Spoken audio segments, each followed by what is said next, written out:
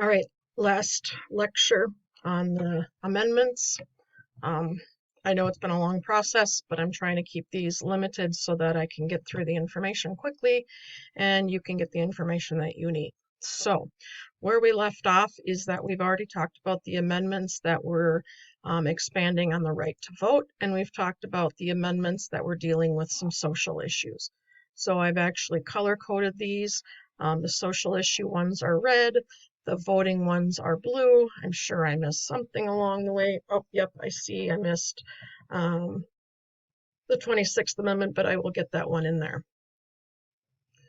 All right, so now I got that fixed. So red again is the social issues that we dealt with through amendments.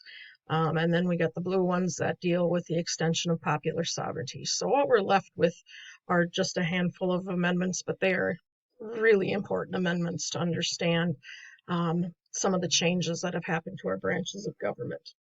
All right, so if we're going back and forth and looking, we're going to start with the 12th Amendment. Let's get into the 12th Amendment. I'm going to try to do these notes a little bit easier. I'm going to actually open up a new page so that we can actually have some room to talk about the 12th Amendment. All right, so the 12th Amendment is an 1804 amendment. And what we need to understand is that in Article 2 of the U.S. Constitution, it said that the president is elected, president and VP are elected by the Electoral College. And again, we have not gotten into that. Definitely one of the topics we will be covering. But in Article 2, it says the president and the vice president are chosen by the Electoral College. And how that happened is the person who had the most Electoral College votes became our president. And the person with the second highest number of Electoral College votes became our VP. Okay, so that process worked for all of one president. President Washington, it worked out perfectly for because people knew that he would be the president anyway. So, with the election of John Adams and then the election of Thomas Jefferson, there was confusion, and we'll get more into detail with that later. But what they found out by the time we got to the election of 1800, there needed to be some changes to the Constitution. So the big change is that this first and second place would no longer be the way in which presidents were chosen through the Electoral College. The changes that were made, oh, I'm so sorry about this. The changes that were made were, one, they got rid of first and second and replaced that with a majority requirement of Electoral College votes. So in order to win the presidential election, a candidate would need to get a majority of the Electoral College votes. And as we've kind of talked about right now, there are a total of 536 Electoral College votes in the entire United States. In order to become president, a candidate needs to get half plus the one, which we, easy math would tell us, that's the 270. So if we asked any of Biden, Sanders, Trump what their favorite number is, likely the number is going to be 270 because that's the number they need in order to win in the Electoral College.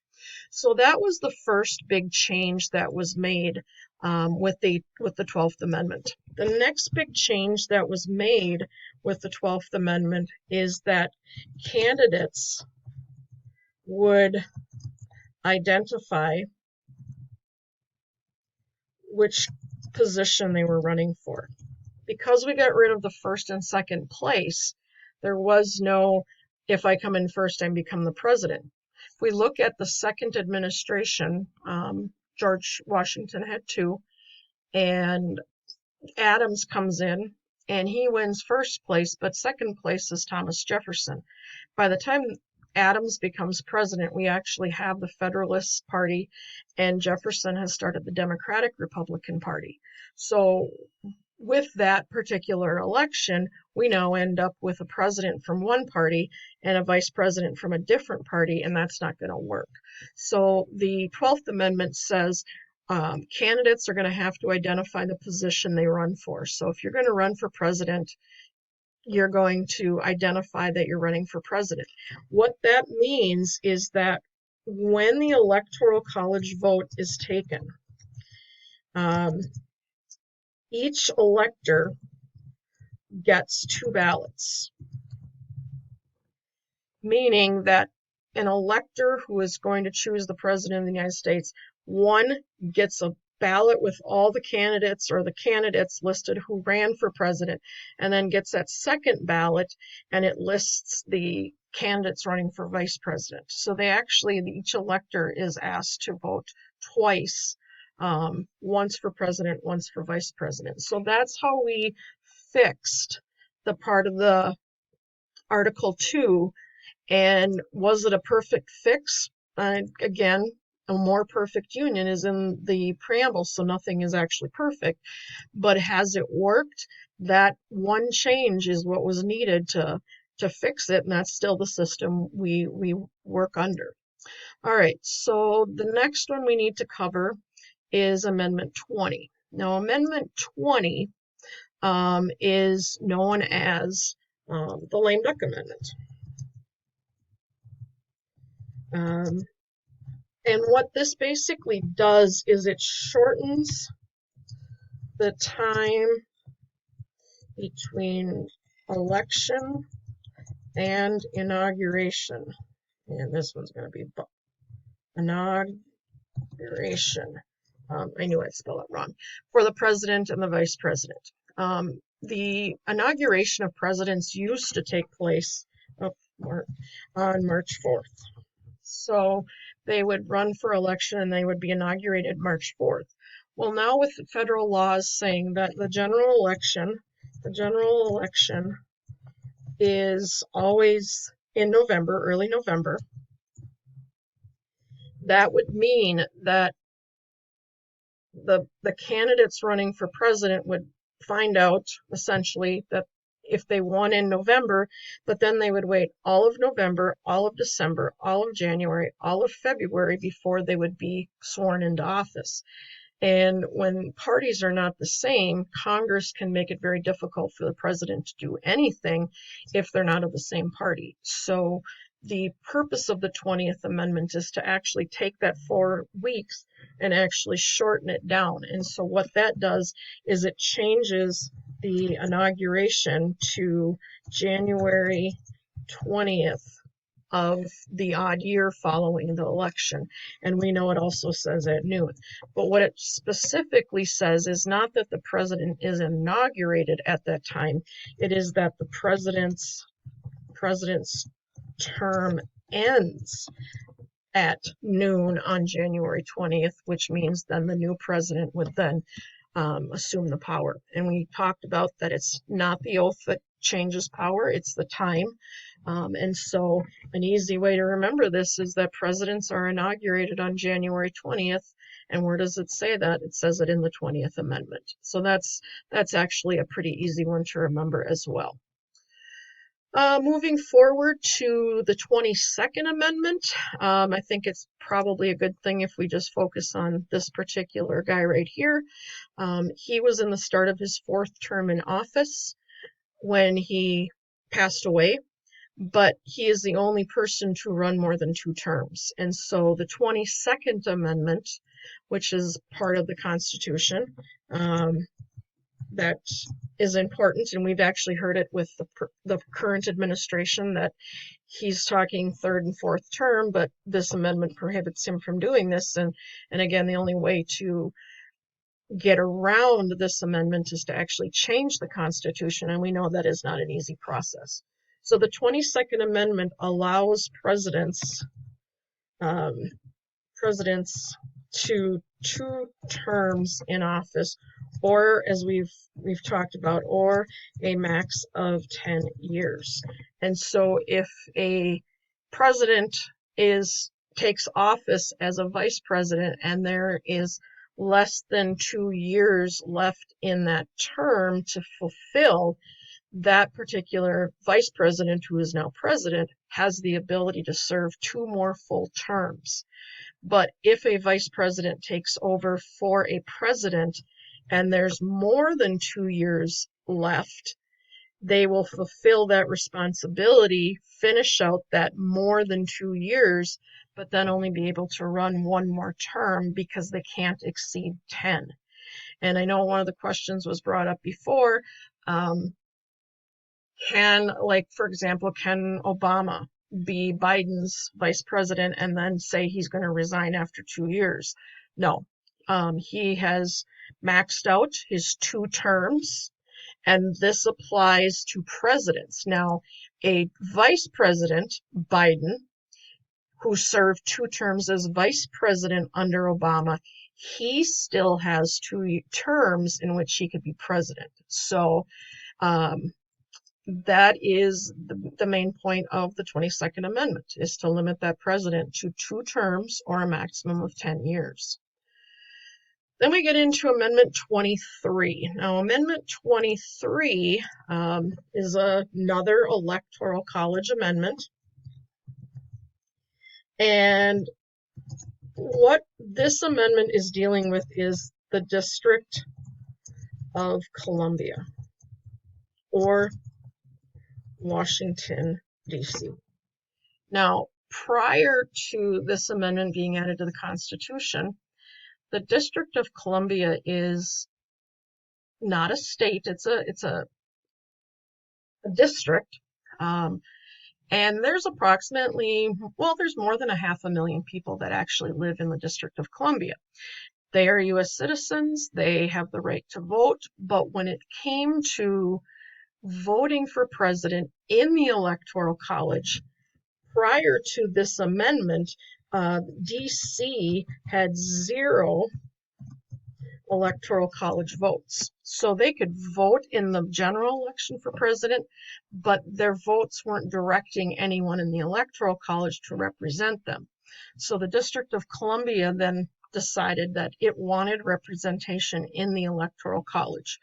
And so pressure was put on Congress to propose an amendment. And finally, the proposal came out that said D.C. would be equal to the least populated state.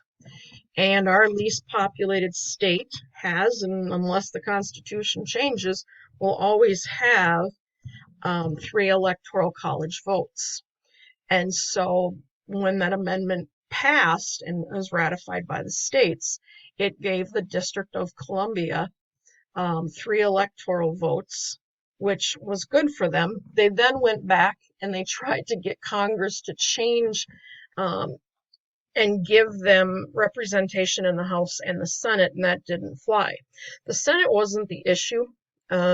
Giving D.C. 2 senators is what every state had, but it was the House of Representatives that was the concern, because if we even give the House of Representatives or give D.C. 1 representative, that means that 1 representative is going to get lost by another state, and they're going to lose a representative to a territory, not an actual state. So Congress wouldn't even approve, they wouldn't even agree to changing the Constitution to give D.C. Congressional representation. So this is the one that I remember always by a rhyme. This is D.C. gets 3 ECV, 3 Electoral College votes in the Electoral College. So D.C. gets 3 ECV in the EC. That's the one way that I remember this. So that one is about giving the District of Columbia representation. And so the final one we need to talk about here is the 25th Amendment. A really crazy amendment. Came to fruition after the assassination of John Kennedy. We knew that if the president died, the vice president would take over. Presidential succession would also identify that if something happens to the president and the vice president, the Speaker of the House takes over. And then it was the president pro temp, but the question was what comes after. So this one is primarily dealing with presidential succession. So we know that president does on top, we know vice president follows underneath. So if the president dies, the vice president takes over. If for some reason those two die together, it goes to the Speaker of the House. If for some reason those three are all die together, it becomes the president pro temp. Now, what we've also learned is that these three are constitutional officers of Congress. And so we know that the vice president is also the president of the Senate. So it would only make sense that if the president died or left office, the president of the Senate would take over. If something happened then the Speaker of the House would take over. But the question then comes up is what happens if there is a vacancy with the vice president? And many people think that if, say, for example, Mike Pence, something happened to Mike Pence today, and he's the vice president of the United States, does that mean then that the Speaker of the House then becomes the vice president? That's not the case. So the 25th Amendment not only talks about presidential succession, it also talks about if there's a vacancy in the office of the vice president. And so if that is the case, in a vacancy of the vice president, the president will nominate someone to fill the office of vice president, and both chambers of Congress would need to agree, would give it a majority vote in order for that person to take over. And I look at this particular individual.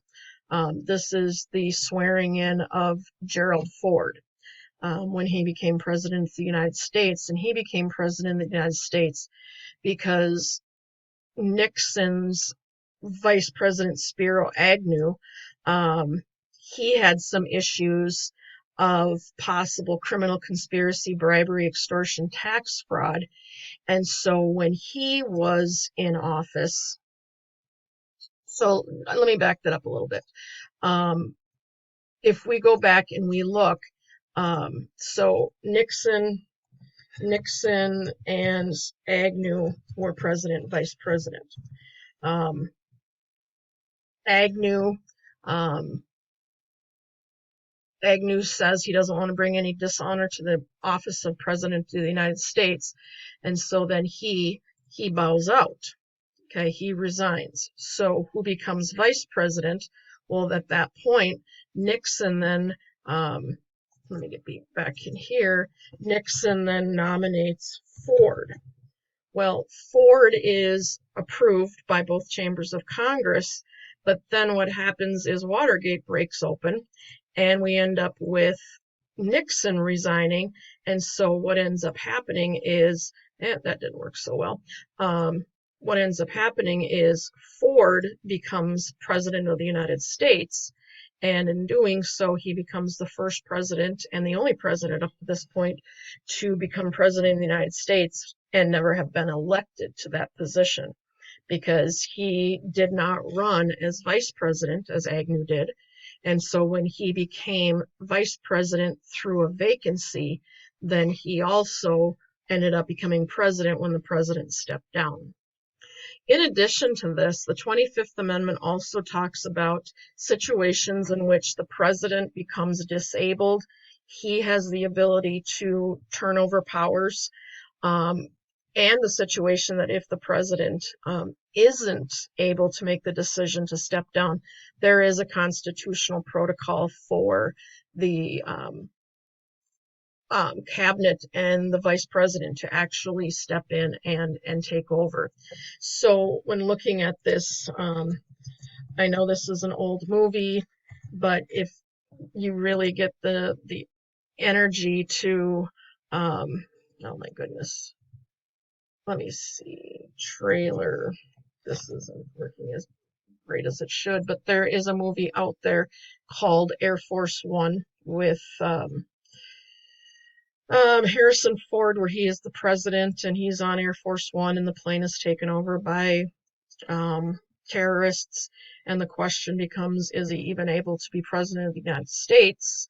And they actually call in the 25th Amendment to determine, can he be president? Do they need to take his power away? And they start invoking the 25th Amendment as a means of actually taking the power from the president, because they're not even sure if he's alive. So if you really want and you need something to watch, that's probably a good one to watch as well. So going back, that's all of them. We have covered all 27 amendments. If we go and look at Schoology, very quickly look at Schoology, you're seeing that I have a folder. Hopefully you'll see that I have a folder in this particular mess called Constitutional Amendments. That'll open you up to this. On the YouTube lectures, hopefully, well, you should have found that already because you're watching a lecture. Connection to videos, I'll link in the trailer for Air Force One if that's of interest. Then we look at review information for the assessments that will go with this. And then we have assessments specifically. And what I have on there right now is the amendments quiz. And the amendments quiz is going to be 40 statements. Now, where do these 40 statements come from? The 40 statements are going to be something very similar to this, if this opens up. So what you're seeing is, I will give you a statement. Police must have probable cause to get a warrant. That's Amendment 4. Presidents can only serve 2 terms. That's 22. So you would be asked to enter in the number of the amendment. Now, if I go back and I look, you can see you have upcoming information. And if you're not following this, you need to make sure you're in that calendar, because that's where all this information is. And so I'm highly suggesting you look at how to write an FRQ for this class. The amendments quiz will open on the 25th, which is, oh goodness, let me peek here for a second. The 25th is next Wednesday. This will open up next Wednesday and it'll close on the 31st. You will have 20 minutes to take that quiz, but you have 3 chances to take it. So you can take it up to 3 times. I will take the highest score for that one. And then the study guide for the chapter 1 through 3 exam is here in the calendar as well. And then the actual 1 to 3 exam chapters is going to be a 2-part exam. You're going to get 25 minutes, no, yes, 25 minutes to do 30 multiple choice questions, and then you'll have 30 minutes to do 1 written FRQ. So it is a time constraint. It would be just the same as if you were in class. But my thing is, and I'm telling students, is you really do want to make sure you've gone through this study guide, because for the multiple choice, you don't have enough time to do 30 questions in 25 minutes looking up answers. So if you have questions, by all means, email me. Otherwise, I think we're ready to go with this. And it falls on you now to get to know all of these amendments so that you can take the 40-point summative and do well. So let me know if you have questions.